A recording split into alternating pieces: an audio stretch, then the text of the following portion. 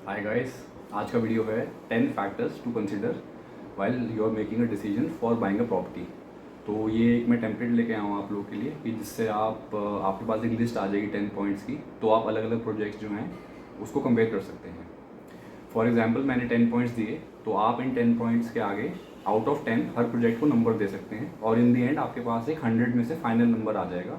And मतलब it will act as a decision making template for you guys. तो शुरू करते हैं। पहला है builder, brand of the builder. तो देखिए ब्रांड ऑफ द बिल्डर में क्या है, या तो वो लिस्टेड प्लेयर होगा या अनलिस्टेड प्लेयर होगा। अब बहुत बड़ा लिस्टेड प्लेयर है जैसे डीएलएफ हो गया या फिर सोबा हो गया या फिर आपका शपूर जी हो गया।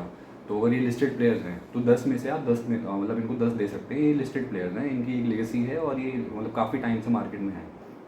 अब कोई फॉर एग्जांपल अगर अनलिस्टेड है बिल्डर बट काफ़ी टाइम से वो काम कर रहा है, तो उसको आप 10 में से 9 या 8.5 अपने हिसाब से दे सकते हैं। बट कोई नया बिल्डर है, अननोन बिल्डर है आपके लिए और वो अनलिस्टेड भी है, तो आप अपने हिसाब से उसको फिर नंबर दे सकते हैं अपने इस पैरामीटर्स लिस्ट में। तो इसको आप एक डिसीजन मेकिंग टेम्पलेट की तरह भी यूटिलाइज कर सकते हैं। जब आप अपनी वाइफ के साथ जैसे फॉर एग्जांपल जा रहे हैं, घूम रहे हैं अलग अलग प्रोजेक्ट्स, सेल्स टीम से मिल रहे हैं, सेल्स गैलरी देख रहे हैं, सैम्पल फ्लैट्स देख रहे हैं, ब्रोशर्स जो हैं उनके पढ़ रहे हैं, तो आपके लिए काफ़ी हेल्पफुल एक टेम्पलेट जो है मैं लेके आया हूँ। तो सेकंड चीज़ है लोकेशन। देखिए रियल एस्टेट में सबको पता है लोकेशन का क्या वो होता है, वेटेज होता है। तो location is of utmost importance. तो आपको इसमें शहर की लोकेशन देखनी है और शहर के लोकेशन के साथ साथ आपको जो एरिया है जिसमें आप ले रहे हो वो देखना है कि माइक्रो मार्केट वो जो है वो अपकमिंग है, ऑलरेडी डेवलप्ड है, एक प्रॉमिसिंग मार्केट है। तो ये आपको एक एनालाइज करना पड़ेगा, लोकेशन का एक सेकंड पॉइंट है। थर्ड पॉइंट जो है वो है साइट लेआउट।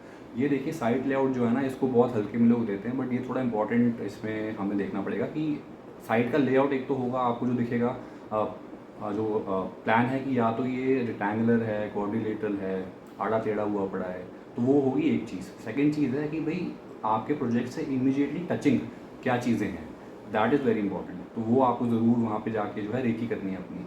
चौथा है डेंसिटी। डेंसिटी में आपको ये देखना है कि भाई कितने फ्लैट्स हैं पर एकड़, क्योंकि उस कॉम्प्लेक्स में कितनी भीड़ होगी वो उसी पे डिपेंड करेगा। तो कई बार जो प्रोजेक्ट्स हैं वो फेजेज़ में लॉन्च होते हैं, बट जब आप गए तो सिर्फ फेज़ 1 ही टावर खड़ा हुआ है, तो आपको लगेगा यार कितना बड़े एरिया, कितना खुलापन है, तो इसमें तो डेंसिटी बहुत कम लग रही है मेरे को, बहुत कम फ्लैट्स हैं और कितना ओपन एरिया है। बट ऐसा नहीं है, आने वाले टाइम में और वहाँ फेजेज़ लॉन्च होंगे, तो आपको वहाँ जाके पता करना है फ्लैट्स पर एकड़ क्या है। जो पांचवा चीज़ है वो है यूनिट लेआउट। अब देखिए यूनिट लेआउट में क्या होता है ना, आपको अगर आप बिल्डर फ्लोर ले रहे हैं खरीद रहे हैं, तो सामने बहुत हाई चांस है कि वो सामने से ही बस खुला होगा, साइड से बंद है क्योंकि साइड में घर है, लेफ्ट हैंड साइड में भी घर है, पीछे भी घर है, तो सिर्फ आगे से खुलापन रहेगा। थोड़ा सनलाइट आने का जो वो है जरिया, वो आगे से ही आ रही है बस। बट अगर आप फ्लैट लेते हैं तो हो सकता है वो 3 साइड से ओपन हो सकता है 2 साइड से ओपन हो, तो वो आपको देखना है कि सनलाइट में मतलब कितनी सनलाइट है और कहाँ से आ रही है। इसमें आपको एक चीज़ और जो हम देखते हैं वो होती है एफिशिएंसी ऑफ लेआउट, कि भाई एफिशिएंसी क्या है लेआउट की। कहीं ऐसा तो नहीं है कि गैलरी गैलरी बस का जो है खींच रखी है और वो कहीं उसको कोई उसका एफिशिएंट यूटिलाइजेशन ऑफ स्पेस नहीं हो रहा, वहाँ फर्नीचर भी रख नहीं सकते आप, सिर्फ एक छोटा सा शू रैक जैसे आ सकता है, तो वो वेस्टेज ऑफ स्पेस जो है हमें देखनी होती है। अगर आपका 70 स्क्वायर फीट भी वेस्ट हो रहा है, तो आप ये देखिए कि every square feet is being paid for, तो एक एक स्क्वायर फीट को यूटिलाइज करना जो है वो इम्पॉर्टेंट है। तो इसमें एफिशिएंसी ऑफ लेआउट जो है वो एक चीज़ है। दूसरा जो अगला पॉइंट है हमारा, जो छठा पॉइंट है वो है प्रोजेक्ट अमेनिटीज़। अब देखिए प्रोजेक्ट अमेनिटीज़ जो हैं वो हर बंदे के हिसाब से अलग होंगी। यंगस्टर को अलग अमेनिटीज़ चाहिए होंगी, जो थोड़े ओल्ड हैं उनको अलग अमेनिटीज़ चाहिए होंगी। तो ये एक subjective case to case basis पे आप अपने हिसाब से ले सकते हैं कि भाई क्लब हाउस कैसा है, स्विमिंग पूल है कि नहीं, बैडमिंटन कोर्ट है, बास्केटबॉल कोर्ट है, जॉगिंग और साइकिलिंग के लिए एरिया है। जो न्यू प्रोजेक्ट्स आ रहे हैं वहाँ पे ज़्यादा अमेनिटीज़ होंगी, जो न्यू लॉन्चेस हैं, बट जो पुराने प्रोजेक्ट्स हैं वहाँ कम अमेनिटीज़ होंगी। तो वो आप अपने हिसाब से आप इसको जो है जो नंबर्स हैं आउट ऑफ 10 वो दे सकते हैं individually on case to case basis. उसके बाद अगला पॉइंट जो है हमारा आता है टाइप ऑफ कंस्ट्रक्शन। देखिए टाइप ऑफ कंस्ट्रक्शन जो है काफ़ी इंपॉर्टेंट है। आजकल तो माइवन टेक्नोलॉजी से ये सब चीज़ें बन रही हैं, तो माइवन टेक्नोलॉजी जो है लेटेस्ट टेक्नोलॉजी है, इस पर अलग से वीडियो बनाऊंगा। ये डिफाइन करेगी कि आपकी बिल्डिंग आने वाले कितने साल तक खड़ी रहेगी। Appearance of the building from outside, red bricks वाली है और सीमेंटेड है, तो अलग अलग उसमें फिर प्रॉब्लम्स हैं, सीपेज के इशूज़ हैं। तो टाइप ऑफ कंस्ट्रक्शन जो है वो बहुत इंपॉर्टेंट है। माइवन को 10/10 देंगे। अगर पुरानी रेड ब्रिक कंस्ट्रक्शन है उसको थोड़ा कम मिलेगा। कई बार एएसी ब्लॉक से भी बनी होती है, तो वो जो पुरानी और माइवन के बीच में कहीं स्टैंड करती है, but still much better than the पुरानी रेड ब्रिक सोसाइटी। तो ये हो गया टाइप ऑफ कंस्ट्रक्शन। उसके बाद आता है अगला पॉइंट पेमेंट प्लान। देखिए ये तो सबसे इंपॉर्टेंट चीज़ है, क्योंकि it defines the ease of buying. तो अगर आपका कहीं पेमेंट प्लान है 1090 और दूसरी जगह है 3070, ये मैं एग्जांपल लेके चल रहा हूँ, तो अगर 1 करोड़ का फ्लैट है तो शुरू में आपको सिर्फ 10 लाख देने हैं एक जगह, और एक और फ्लैट है जहाँ आपको शुरू में 30 लाख देने हैं, बट आपके पास 30 लाख अभी इमीडिएटली अवेलेबल है ही नहीं, तो आप वो ले ही नहीं सकते, तो आप जाहिर सी बात है इस वाले में जाएंगे जहाँ 1090 है। तो पेमेंट प्लान जो है वो बहुत ज़्यादा इंपॉर्टेंस जो है होल्ड करता है, और ये एक ऐसी चीज़ है जो बिल्डर के हाथ में होती है, वो उसको एज अ मार्केटिंग जो है वो टूल यूज़ कर सकता है। और आजकल न्यू प्रोजेक्ट जो आ रहे हैं उसमें काफ़ी ज़्यादा ये हो भी रहा है कि पेमेंट प्लान जो है काफ़ी इजी आ रहा है, जिससे कि जो बायर्स हैं प्रोस्पेक्टिव, उनके लिए काफ़ी आसान होता है उस प्रोजेक्ट को ख़रीदना, क्योंकि आपको सब कुछ जो है, जो बिल्डर के हाथ में सब कुछ नहीं है, उसके हाथ में बेसिकली पेमेंट प्लान है गवर्न करना, क्योंकि उसका जो एक बार उसने साइट ले ली वो ले ली, उसको जो लेआउट है वो वहाँ FAR के हिसाब से उसने जो मतलब वहाँ डेंसिटी भी फिक्स हो जाती है, और जो लोकेशन है वो भी फिक्स्ड है क्योंकि उसने लैंड पार्सल वहाँ ले लिया। तो जो मोटी इसमें प्रोजेक्ट अमेनिटीज़ वो ऐसा तो है नहीं कि अपना लॉस करके आपको सब प्रोजेक्ट अमेनिटीज़ दे देगा, जितना वो मैक्सिमाइज आपको दे सकता है मैक्सिमम करके उतना वो देता है।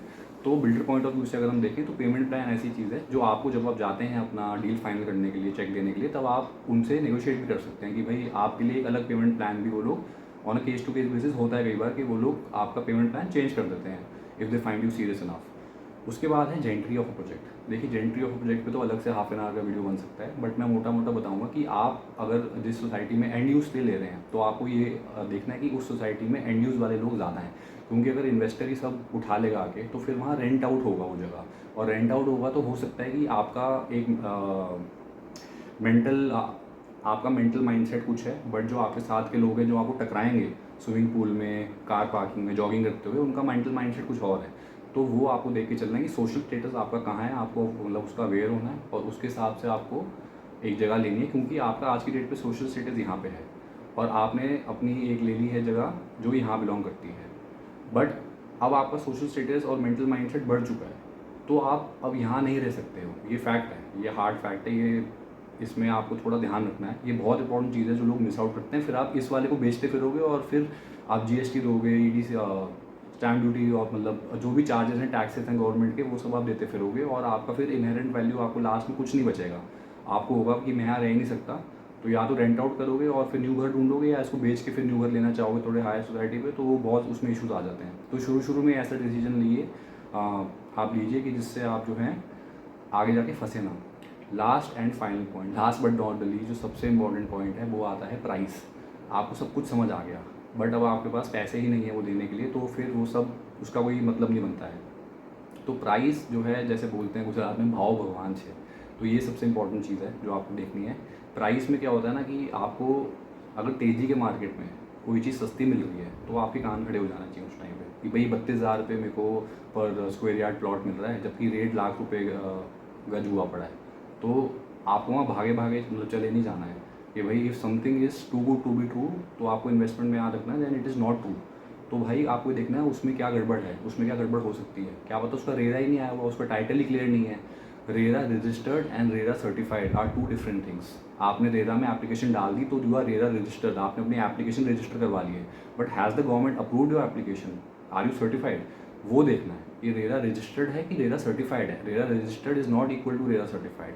तो हो सकता है उसका टाइटल ही क्लियर नहीं है, इसलिए वो आपको 32,000 में जो है प्लॉट मिल रहा है। सस्ती चीज़ हमेशा हाई चांस है कि गड़बड़ आपको निकलेगी, बट जो महंगी चीज़ है उसके हाई चांस हैं कि वो भी गड़बड़ हो। तो the corollary is not true.